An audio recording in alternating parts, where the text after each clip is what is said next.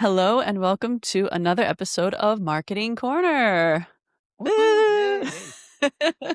We still need that soundboard. We say this Yeah, we every do. episode, don't we? So today we are actually joined for the second time by Liam Bartholomew, from a VP of Brand and Demand at Cognism. We say second time because we did meet with you a couple of weeks ago, but unfortunately we had some technical issues, so you were kind enough to join us again. So today we are going to talk to you again to talk a little bit about one of the things that caught our eye really was the way Cognism really led the pack when it comes to this demand gen, moving away from lead gen, moving towards this demand gen. And you guys have really been, I would like to say, kind of the thought leaders behind a lot of this. We were really inspired by a lot of the work that you did. And so we thought it would be really great to talk to you about how you went from traditional lead gen, where this came from, and yeah, kind of what that journey was like. So over to you, Liam, to maybe introduce yourself and kick us off. Yeah, I'm Liam, VP of Brand and Demand at Cognism. I've been here now just coming up to 6.5 years, so it's been a long old journey. And I've held like lots of different roles in that time. Demand generation really being, I suppose, my forte, kind of where my main skill set sits, probably alongside content for the stuff I enjoy the most as well. But yeah, I think we obviously started and moved and pivoted from what was a traditional lead gen model to a demand gen model. And we did that really, I suppose, starting in 2022. And it was a sort of a journey born out of a need to scale. And we needed to grow Cognism, which has grown exponentially. We're in the time that I've been here, we've grown from, I think I was at about 50 employees when I started to now close to 500, and we're scaling our way to 100 million in ARR. So it's been really like crazy rocket ship in that time, and to sort of meet the needs of what we had to do. We had to sort of pivot from this lead gen to demand gen, as it was something that we sort of figured was going to be the way that we were really going to unlock the marketing efforts. Can you talk a bit about, Liam, how did you come to the conclusion that you needed to change? Like, how did you get there? Like, I think that's because it might be easier, let's put it that way, to get to that conclusion today because everyone's talking about it. We're talking about it now. Like, that's easy to get. But I remember specifically when I heard about it the first time back then, I was in a part of a journey where I was slowly realizing something was off many years ago. So how did you see, what were the first signs that something needed to change? Maybe let's ask it that way. Yeah. So I think, like, not to criticize like a lead gen model, obviously it got companies really far. And when we started at Cognism, we had a really efficient, really effective lead gen system that we'd set up. We ran an SEO play that built out blogs trying to hit our sort of top of funnel, bottom of funnel keywords. We'd then collate a lot of that top of funnel work that we were doing to drive traffic to the website, and then we'd build those into like larger ebooks and downloadable assets and like big rock books that we did. I think the first one we worked towards when I started was like the ultimate guide to B2B lead generation, just kind of a bit meta, that then we used it for a lot of lead generation. And we were like broadly successful in that. Like in the early days of Cognism, we scaled the marketing team and marketing source revenue really really well with that. It just got to the point that we started to see some of the inefficiencies in the system. So we actually got really good at driving those content download leads, which we would just call content leads. In fact, we were like acquiring them on LinkedIn for like $8 or $9 a lead, which was like amazing. But then what was happening is, because we were acquiring them so cheaply, we were acquiring loads of them, and they actually only converted from lead to close one at 0.2%. So that meant that to keep up with the revenue target that we had. So one of the actually good things to helping us make this switch was we were always targeted on revenue rather than MQLs. We realized that we had to then generate an increasingly crazy amount of leads to hit that target. And to service those leads, we had to have a what we called an MDR team, marketing development rep team, that would actually then follow up on those leads. So then that added extra expense into the model. So it just wasn't scalable to continue scaling it how it was. And it was also going to be expensive. And then at the time, so I suppose the argument could be to that is, okay, you could tighten your targeting, generate better leads, which I think is always kind of a very sort of subjective point at that point, when like content downloads don't have intent behind them. But that would be the argument at the time: tighten your targeting, generate better leads, put them through nurtures, measure engagement, and send over higher qualified leads. And that was like probably the playbook that you like every marketer would then roll out. But what we started to notice at the time was it was just, coming into COVID 2020, 2021, Chris Walker was big on the scene talking about this new way of doing marketing and demand generation over lead generation. And we were kind of listening to it, and we were hearing all those flaws that actually it doesn't matter how much you get engagement from leads in the nurture system, that actually if they don't have intent to buy, they don't have intent to buy. So we decided to just sort of check that out for ourselves. So we split our funnel. We had what we just call inbounds, which is direct demo requests from either organic or direct or sort of without like untrackable, that we didn't have like a UTM for. Then we had paid, which is demo requests from paid direct response. So whether that's from like retargeting ads or Google ads. And then we had our content inbounds. And what we saw was that those inbounds, like the inbounds, so those direct inbounds, they converted at 4% from lead to closed one versus the 0.2% that the content leads do, which I think showed exactly the point of what driving like MQLs with intent did to actually whether they're then likelihood to convert and buy. So then it kind of came obvious to us that we actually was like, rather than try and fix this other system, why aren't we trying to drive more of those, and how do we do it? So then we kind of went about trying to build that and replicate it. It was COVID again, so we had a rare moment where we could get everyone together. We go in a room. I think I actually gave everyone COVID after that, which is kind of embarrassing, but we can. Oh, Exactly, felt fine. Like a day and a half later, PCR test. Sorry, guys. I must have had COVID. And it was like a week before I was meant to get my vaccine as well. So I was just really frustrated. Jesus. But, that was that era. But yeah, so then we sat in a room and we put on a board Project Chris Walker, which is what we called it, and tried to map out. Shout out, right? Yeah. you would love that. He's got all of the credit there, and tried to build out this program where we could drive more of these inbounds and move away from this sort of lead gen model. I love it. It's so funny because when you describe this, it matches so well the journey I was on myself. Because like I remember, I also started paying attention to stuff for the same reason. Shout out to Chris here. And then when I heard the podcast, I can't remember which one it was, but with Alice, and she mentioned that journey, and I was like, okay, now I need to go. Like, and then I really started pushing. So I was a little bit later, to be honest, than you guys. I might have moved a little bit slower, but that's when I really like took all the data, because I had the same data. Like I had the same lead gen, was like we were pulling in but I actually, and it's a small funny story, but I tried to fix it the other way. I thought the fix was to go in and take the lead gen forms and then fix the nurture flows afterwards. And don't get me wrong, that actually also worked to some extent. It brought up conversion rates, and I still believe if you do some sort of lead gen, you still need to do that part. Mm-hmm. That wasn't wrong, but I fundamentally misread that I was fixing the wrong problem.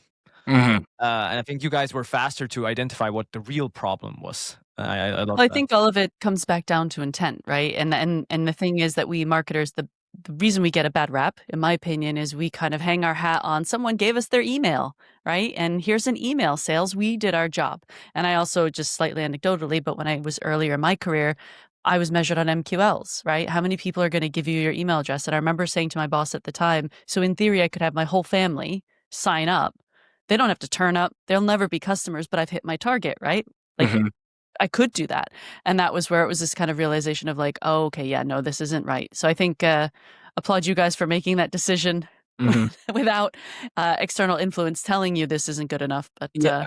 I think we were fortunately like first movers on it, but I think there were like lots of things that actually helped contribute to that. Like we were, like I said, we weren't measured on MQLs, we were measured on revenue, which was like actually such a like at that time very progressive good anyway for a concept. marketing team, and it was Yeah. like really, and it was really helpful for us then to pitch this back to like senior leadership. We also had a CEO who had a lot of trust in us and was able to give us that like trust to actually try and make this work and test it out. And then also we were at the right stage where, you know, if you're a larger company with a whole organization built around a lead gen model and system, it's much harder to unpick. There's headcount involved.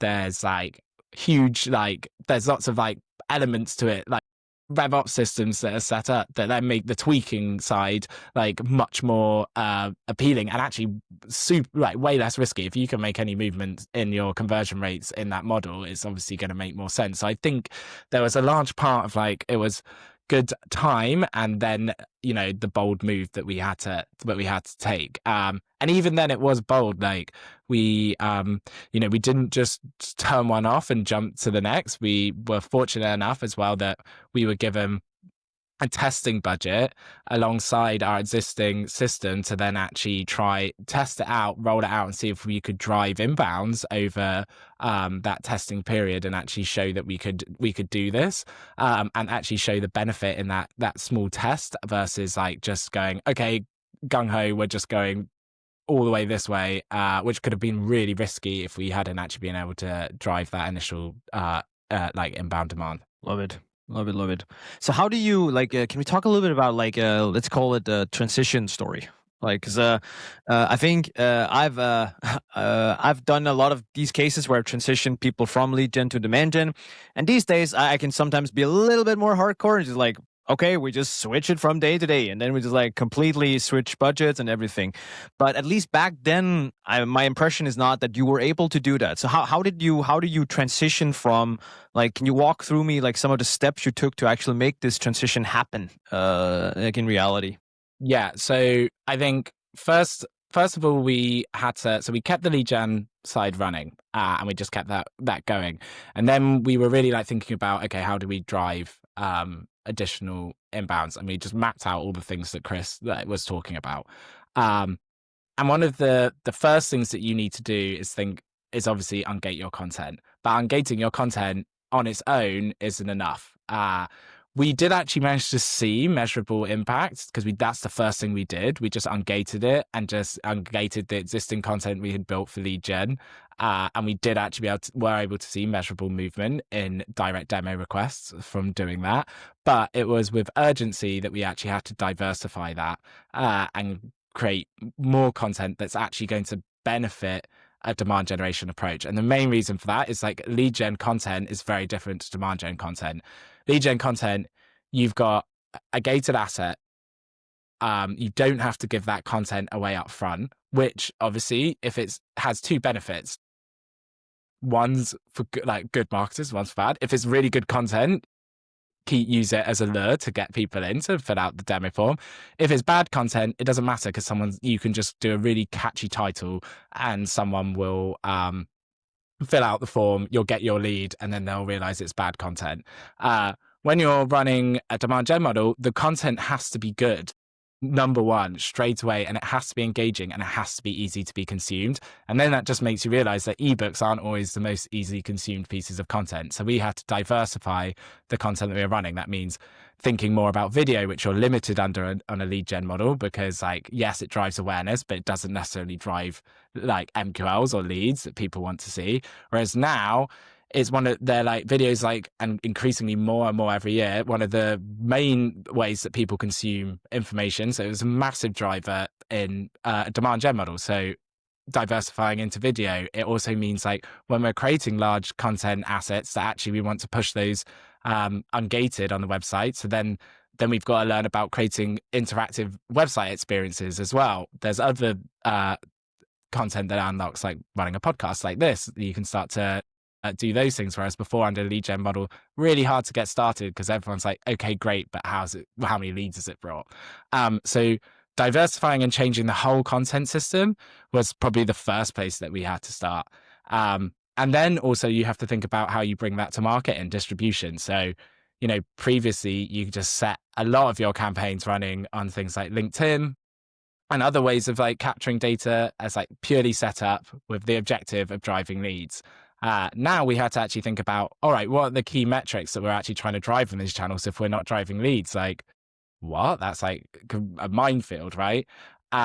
And then so you have to think about how we want to drive reach, but we also want to drive traffic ultimately to the website at some point. And then the traffic that comes to the website, how do we then continue to nurture them outside of the CRM? You haven't got their email addresses, so you're not nurturing from email. You've got to nurture them outside of the CRM and continue to build that demand. And then at what point how are we measuring our capture channels to check that we're actually capturing the traffic that we're created demand in?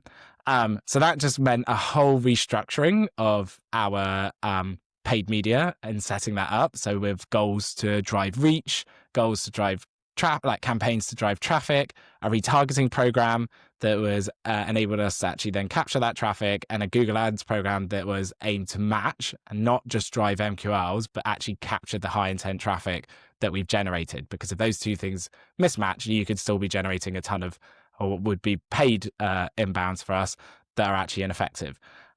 So those were like the two big things that then we had to approach to begin with and change. And so we methodically sort of worked through those. We restructured the paid side first because we do it quickly. And that took many iterations before we got to like a system that we actually think was good and like was working. And then the content engine is like turning like a giant machine gun. It like takes a lot longer to do.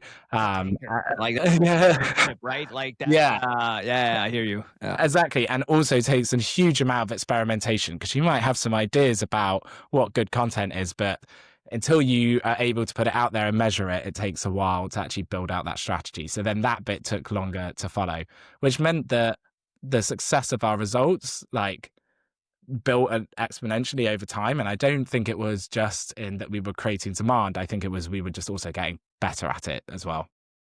Can I ask a question? Sorry, let me jump in here before we move on, because I experienced this also in my career where we tried to go down the demand gen route, and something that kept getting in the way, and I'd love to hear how you guys dealt with it, is that we still had to feed sales.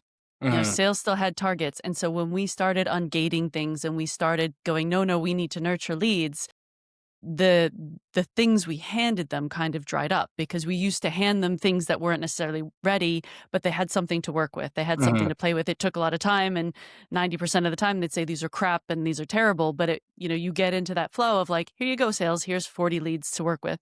How did you kind of combine and balance that, like making sales understand that we're not going to be able to give you as many things to play with, but trust us, when you get them, they'll be a lot better? Like, how did you balance their needs for targets versus this kind of demand gen flow?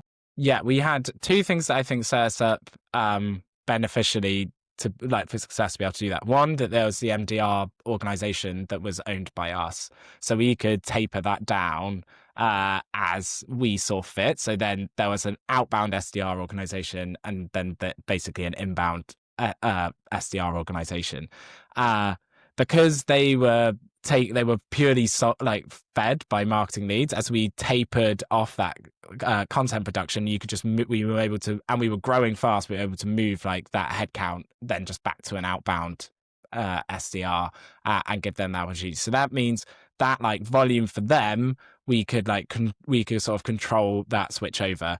And the other bit was that we made sure we tapered it. So we did it. We were still running lead gen alongside demand gen to begin with. And actually what we said was we're going to shut off SMB, because the SMB that we are for SMB lead gen. So we're going to shut that off, because what we found was when we spoke to sales was that AEs were actually inundated with meetings, and not enough of them were very good. They were struggling to get through their meetings, and then when they actually had a good one, they had no time to prep for it. So we said to them, okay, if we shut that off, you're only going to get inbounds, which we're going to increase, but they'll come through with better intent. And here's the conversion rates. This is all of the evidence. And we just had a global VP of sales at the time who just saw the data and was like, do it, let's go for it. I think this makes perfect sense. And then when we did that, they had fewer meetings. Win rates got better again because they were able to spend their time on it. And then that proved it out in that segment. And then we were able to move doing the same through mid-market and enterprise. So it really was having to do that sort of phased approach. But yeah, I think we were benefited by like a bit of our setup and the fact that we were able to like shift resources around because we were growing so fast at the same time. Super cool. So I love all of this. I think we're coming on close to wrap up. I feel like we could talk about this forever. So I want to wrap up the first one, because there's also, we're just for the listeners, we're of course going to do 2 episodes as always, right? It's just like a practical advice, some like key practical and combined with a key learning that you can give away to the listeners. Like if you want to do this, like what's the first step a person should take if they're like, okay, I'll listen to Liam, he's the boss. What do I do? Right? I think if you're gonna if you're gonna do it, you have to come forward with the evidence first, like and like prove out what you want to achieve from the start. So I think always, and I think this was Chris's like first tactic that you should do, is to split that funnel, look at that data for yourself, bring that forward. If that's undeniable, then that gives you like your bit of paper to wave around to say that we need to inspire change.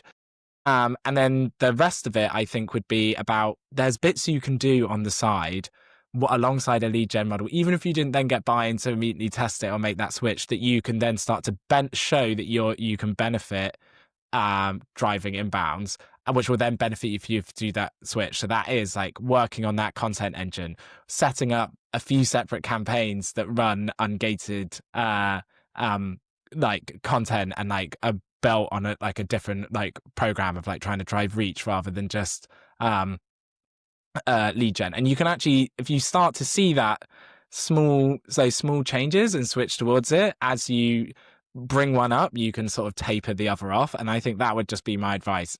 Come with the evidence, if you and like, so that you can try and get that buy-in, and if not, you can still make baby steps towards the ultimate goal. And you can set things up to be able to report on it as well. So I think for us, it was like simple things like adding self-reported attribution. Just how did you hear about us on our thank you page? That means that podcast that you kind of like sneak through, or that video program that you kind of sneak through that no one's asking too many questions about at the beginning, you can start to prove is actually working. And making sure that you actually have some of that reporting infrastructure to like show that what you're doing on the side, your little side project is working to actually drive better quality leads. So I think that's like my sort of tactic. In an ideal world, you get what we have, you get buy-in, you get the opportunity after showing that data to actually run with this and go with it. But I still think that there's lots of things that you can do to work towards it first, that will benefit you with both systems in place. Make it easier to do that transition, right? Like, yeah, definitely. I think the scariest bit is the jump and the switch. Yeah. I think people need to have some ice, right? Like a good old ice in the stomach kind of thing, right? Like yeah, it's a Danishism. Yeah, I'm so Danish. I'm so sorry. You need to like, it's one of those experiences as a marketeer that gives you chest hair. Like that's what we say in Danish, because it's like once you do it, it's like the first week everyone's gonna be like, okay, what's going on? The next week, then they start already panicking, and then week 3 and 4 is when it gets really tough. It's in my opinion, and then after the first 4 weeks, some stuff will already start to trickle in depending on sales cycles and stuff, and then you can start turning things around. But the first 4 weeks, they're not. Oh, it's hairy. Yeah. And I remember like Alice speaking to Chris on like a demand gen live, like asking him a question or something, and one of his responses was very like clear and direct and exactly what you should do. And Alice just responded, "But what if you're scared?" And then, like, I think he laughed and found that response really funny. But actually, that response is exactly what majority of marketers were feeling. Like, sounds great, but I like my job, or I need And my job. But it's Yeah. also not just scary for the marketer, but it's scary for the marketer's boss and for the sales Mhm. team. And, you know, change is scary. And especially when you're like, I'm going to change how you get leads. That's scary for everybody. So For I think, everyone. yeah, it's a lot of buy-in and it's a lot of trust that it takes. So Yeah. brilliant. Awesome. So we're Very going to good. carry on with a part 2 shortly. So this isn't good. This is goodbye for the episode, but this isn't goodbye to Liam. So everyone listening, make sure you tune in next week for the follow-up where we're going to dive a little bit deeper into the demand gen. Yeah, from brand, like kind of building a brand. Just before we run out, do you have any shout outs, anything you want to do here, Liam? Oh yes, so if you want to actually find out more in depth outside of what I've been able to sort of like spew off the top of my mind right now, we've actually built a online DG playbook, all ungated of course, where we sort of outline in the first module of it exactly this switch, and then the rest of it like dives into sort of like the systems that we've now built around it to help drive it. So it's on the Cognism website, just Cognism DG playbook. But yeah, check it out. It's all available in video and written. So if you can't be bothered to read, you can just watch, which is right up my street. Super cool. It would be so meta if you gated it. I'm just Yeah. really cool. Cool. It's good stuff, guys. You should actually check this out. Check it out. And we'll link it in the show notes. We'll link it in the show notes so everyone has access. But thank you so much for joining on this one, and we'll be back with another episode with Liam here. Cool. Amazing. Thank you. Thanks, guys. Bye. Bye.